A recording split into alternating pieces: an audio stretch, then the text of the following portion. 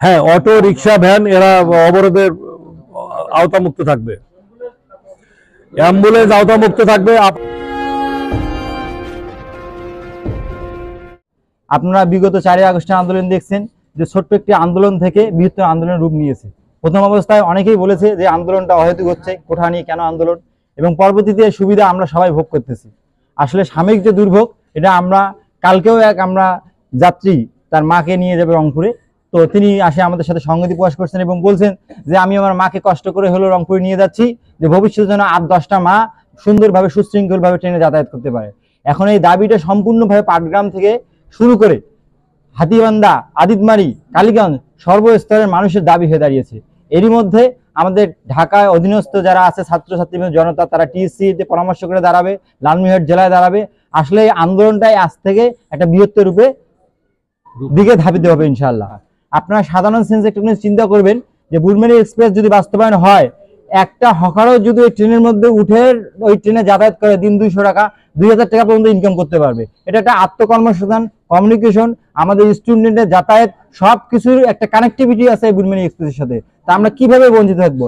আর সবচেয়ে কষ্টের বিষয় এবং দুঃখের বিষয় হচ্ছে আমরা 4টে উপজেলায় এখন পর্যন্ত আমরা যোগাযোগ থেকে বিচ্ছিন্ন, কিন্তু রেল কর্তৃপক্ষ উদানিষেধ নয়, তারা কোনো প্রকার বিবৃতি, কোনো প্রকার প্রেস বিবৃতি পর্যন্ত দিল না। তারা আমাদের এই আন্দোলনটাকে কোনোভাবেই তারা গ্রাহ্য করতেছে না।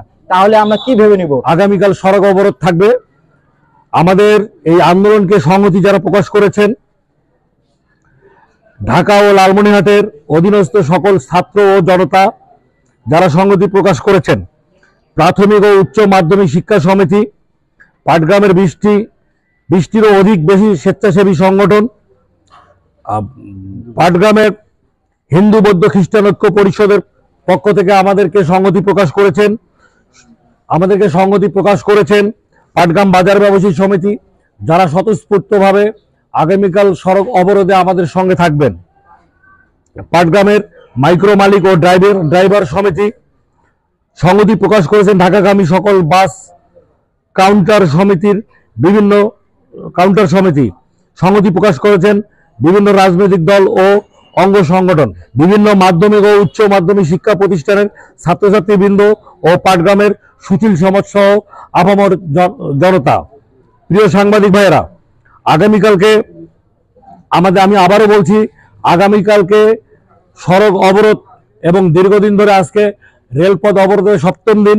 আমাদের সঙ্গে প্রথম দিন থেকে যারা সংহতি প্রকাশ করে যাচ্ছে তাদের নাম বলছি। ঢাকা ও লালমনিরহাটের অধীনস্থ সকল ছাত্র ও জনতা যারা আজকে রাজু ভাস্কর্যের সামনে অবস্থান নিয়েছে, আমাদের সঙ্গে সংহতি প্রকাশ করেছেন প্রাথমিক ও উচ্চ মাধ্যমিক শিক্ষক সমিতির নেতৃবৃন্দ, পাটগ্রামের 20টিরও অধিক স্বেচ্ছাসেবী সংগঠন, পাটগ্রামের হিন্দু বৌদ্ধ খ্রিস্টান ঐক্য পরিষদ, পাটগ্রাম বাজার ব্যবসায়ী সমিতি, পাটগ্রামের মাইক্রো মালিক ও ড্রাইভার সমিতি, ঢাকাগামী সকল বাস কাউন্টার সমিতি, বিভিন্ন রাজনৈতিক দল ও তার অঙ্গ সহযোগী সংগঠন, বিভিন্ন মাধ্যমিক ও উচ্চ মাধ্যমিক শিক্ষা প্রতিষ্ঠানের ছাত্রছাত্রীবৃন্দ ও পাটগ্রামের সুশীল সমাজ। সুপ্রিয় সাংবাদিক ভাইয়েরা, আগামীকাল আমাদের আন্দোলনের কার্যক্রম হচ্ছে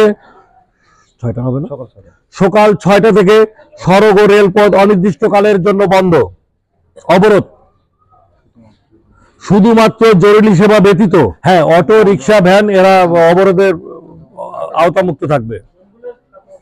অ্যাম্বুলেন্স আওতামুক্ত থাকবে। দ্বিতীয় হচ্ছে আন্দোলনকারীদের জন্য ফ্রি মেডিকেল ক্যাম্পিং ব্যবস্থা রয়েছে। যারা আন্দোলন করাকালীন অবস্থায় কোনো প্রকার অসুস্থতা বোধ করবেন বা তারা কোনো ধরনের দুর্ঘটনায় সামিল হবেন, সেখান থেকে আমাদের এই ব্যবস্থাটা নেওয়া আছে। পুরো সুশৃঙ্খল ও নিয়মতান্ত্রিকভাবে করার জন্য আমাদের স্বেচ্ছাসেবক টিম থাকবে, যারা আমাদের অবরোধ চলাকালীন অবস্থায় নিজেরা আইন শৃঙ্খলার দায়িত্ব পালন করবে।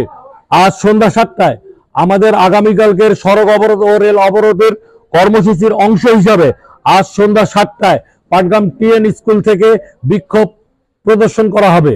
আপনারা সবাই স্বতঃস্ফূর্তভাবে আমাদের এই বিক্ষোভে অংশগ্রহণ করবেন এবং আগামীকালের আন্দোলনকে বেগবান করার লক্ষ্যে আপনারা সবার সহযোগিতা এবং সকাল 10টার সময় সকলের উপস্থিতি পাটগ্রাম কলেজ মোড়ে আসার জন্য অনুরোধ করছি।